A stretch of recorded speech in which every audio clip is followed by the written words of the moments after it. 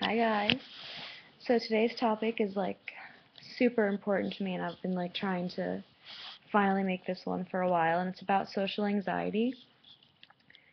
I'm making it to help people. I'm also making it to inform people about it that have no idea what it is and most likely have a friend that has it, so that they can help them.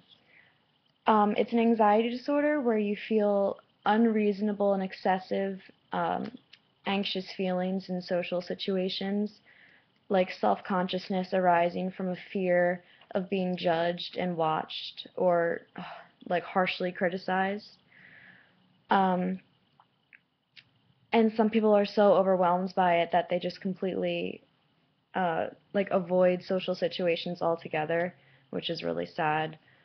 So it can be really severe, and a lot of people just think it's being shy and awkward, but some people are just shy and awkward, but people with social anxiety, it's very crippling. As most of you know, I was diagnosed with bipolar disorder in 2013, and I'm in recovery for self-harm, but something I've just recently discovered is that I've been also struggling with social anxiety since I was maybe 13, and I just didn't know what it was, and I just referred to it as my public speaking fear or whatever. Um, I was extremely self-conscious, and I just didn't even want people to look at me. I just wanted to be invisible. I just had this extreme fear that people were just judging me harshly all the time, and I could almost feel it. So I just didn't even want to be looked at. Couldn't really make important phone calls like doctor's appointments or talk to people I don't know, like order food in a restaurant. Meeting new people was fine. I'm pretty social, but um, anything I don't know, meeting people of authority was huge, like a job interview or like a teacher or anything. I just always felt that I was gonna be treated like in a condescending way, like, 'cause I just thought that I was stupid.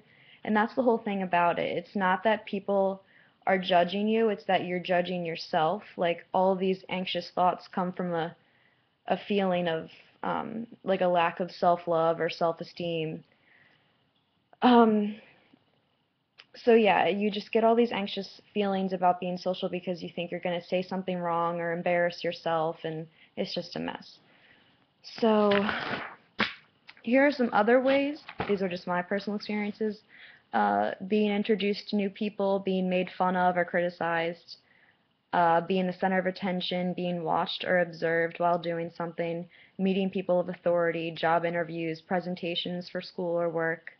There can also be physical symptoms, so it's not just in your mind, like can actually be visible. You can have a racing heart, your blood pressure can go up, blushing, excessive sweating, dry throat and mouth, and trembling.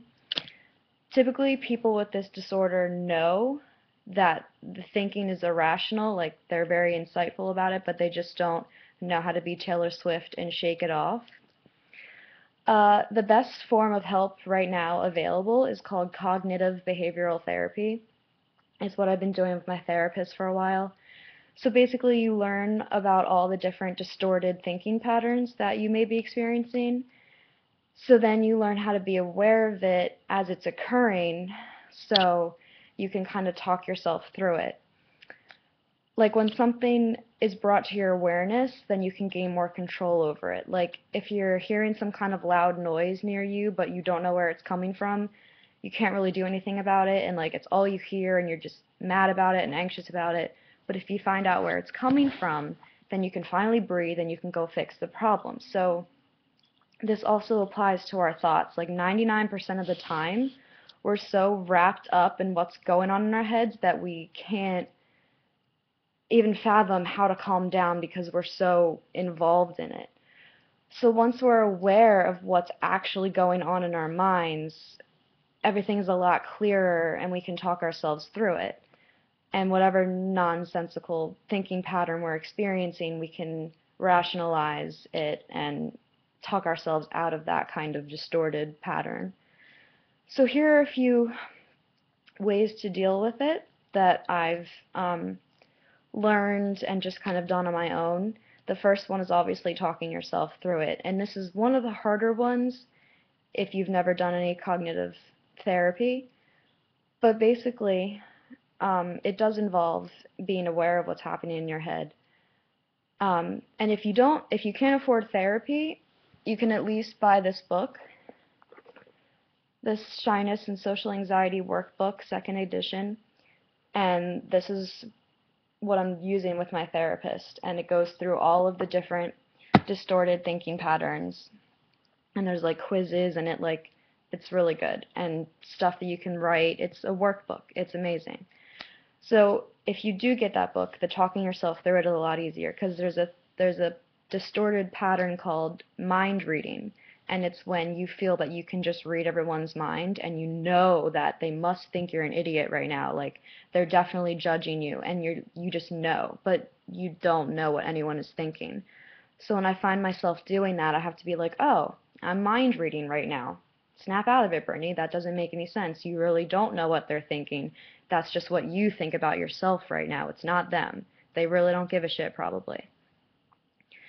So, like, let's say that you are anxious about a test, like maybe for school or a presentation, like you have to get up in front of people. Before you have to do it, if you have time to be alone, you have to take a lot of deep breaths. That's a huge thing.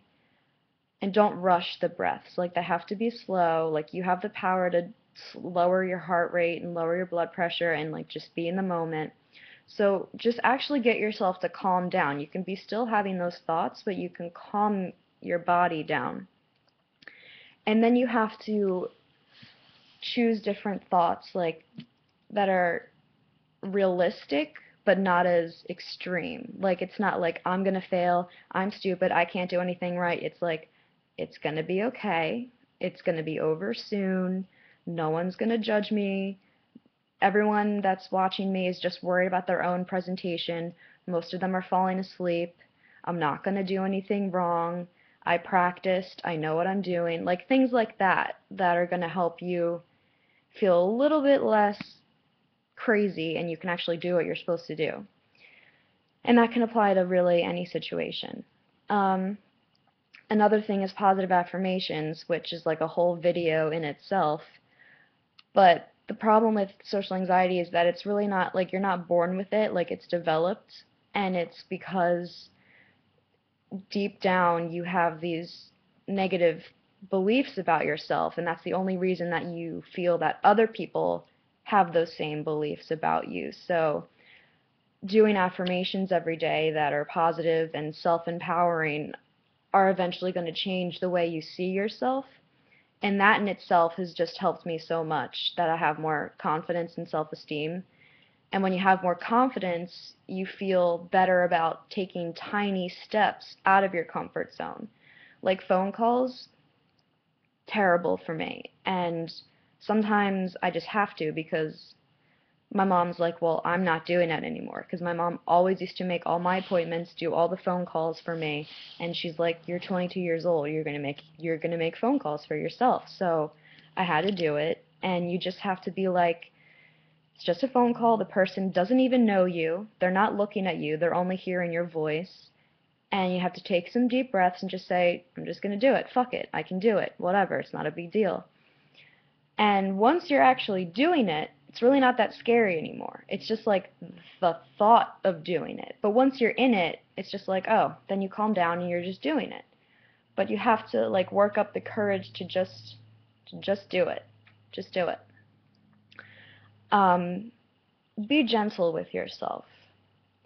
Sometimes we feel that we have to like fight our disorders and fight all these thoughts, but sometimes like you're just not ready, you're just not at that point yet, and to force yourself to be extremely uncomfortable is just not worth it. Like, one time I was at a meditation like workshop, and it was like we were drawing mandalas, and each person did it differently, and like we had the chance to share and like kind of talk about it, and I really wanted to, but like I was kind of judging myself on it because I'm like no artist at all, and I thought mine looked terrible.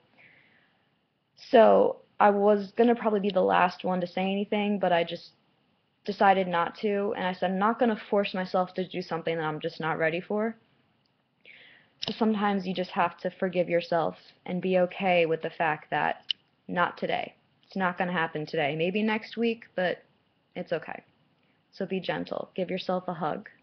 Always give yourself a hug. Um, I only know, like, from meditation, just the deep breathing techniques is just in through your nose and also out through your nose, just deep and slow. But there's all these other ones, like where you count, and like there's a million different deep breathing techniques that I would definitely look up online. So even if you can't talk yourself out of it, you can definitely calm yourself down. Um, so there's definitely a lot of visualization meditations that you can do and that I've done in therapy, and the one is called like a send-off. So you take, this can even apply to any kind of negative emotion. Like you take this feeling, you close your eyes, and you take the feeling and you put it into a jar or a bottle.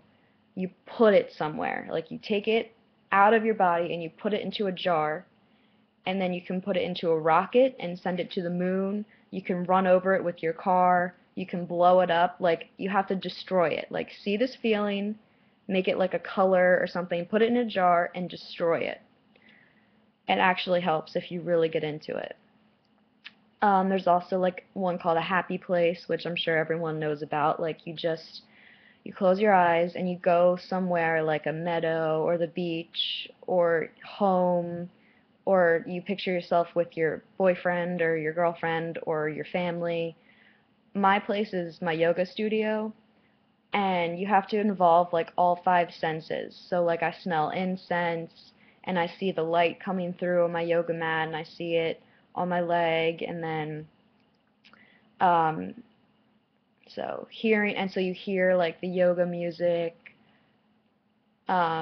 Can't really taste anything there, but maybe if you're in a forest or something, or like outside, you can taste an apple from a tree. So like get all of your senses involved and like really just like go there, like pretend you are really there. That one really helps. Um, if you are a Reiki healing practitioner, definitely do Reiki to yourself because that can do a lot physically, mentally, and spiritually to you. And if you don't know it, I would definitely look into it and receive some, like just get a session, because when we have disorders like physical or mental, it's always because something's like going a little haywire with our energy. Like for instance, bipolar disorder is usually because we have conflicting energy, like that's why it's so back and forth, like up and down.